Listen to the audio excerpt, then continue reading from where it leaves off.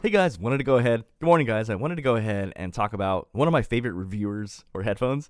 This is Tyll, and I've been studying him, and I just found this video, and I just think it's one of the best videos I've seen here because it totally talks about why Tyll is so amazing as a reviewer. I'm gonna go ahead and play this section here, and go from there, right? Certainly. John Atkinson one time said to me, you should write reviews like you were writing them for your best friend. And if you tell your best friend about a product and leave out a couple of the warts of that product, then that won't be your best friend for very long. So, right, obviously, what he's saying is, whenever you make a review, to be honest, and do a review just like you're giving advice to a friend. You're going to tell them the good and the bad about the product, right? And he's going to go over about this, but he's saying that sometimes a lot of headphone reviewers, and especially it's more relevant even today in 2025, they only tell you what's great about the product, but they don't tell you what's bad about it because they're afraid of basically being at ends with the manufacturers. And in essence, the review is dishonest. You know what I mean? Whereas what Tyll is saying is, no matter what, he'll be honest about it.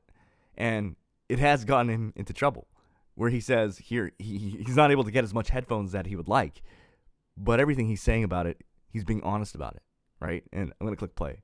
Because you've given them advice, but you didn't tell them about something or other that was a problem. So I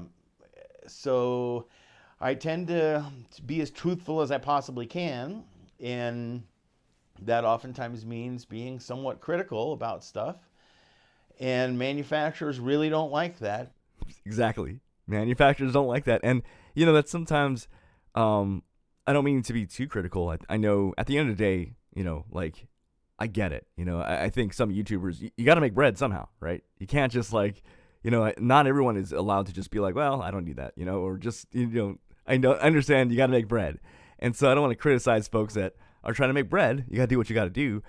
But what I do respect about Tyll is, I've noticed this about his reviews, is he's brutally honest. He will let you know if it's good, but it also lets you know what's not good about it. And whereas I do feel sometimes with other reviewers, they're not as truthful. Let me click play.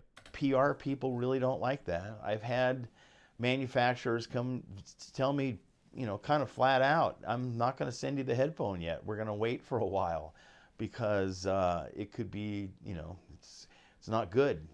You say something and then everybody on the forum says it. So, or they're talking about it. And of course, that can not be good public relations for those guys. So the press, I believe strongly in the press's position as the fourth estate, and that it acts as a proxy for the people, you. And I feel like I have to do those things, but it does make it pretty hard sometimes to get headphones in here.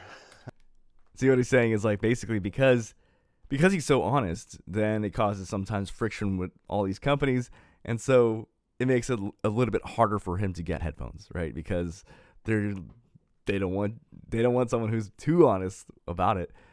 But as all these years go on, I mean, I gotta say, Tyll is one of my favorite reviewers. I study this guy like a book. I'll never be able to review like this guy, but I appreciate the core of what he's all about. You know what I mean?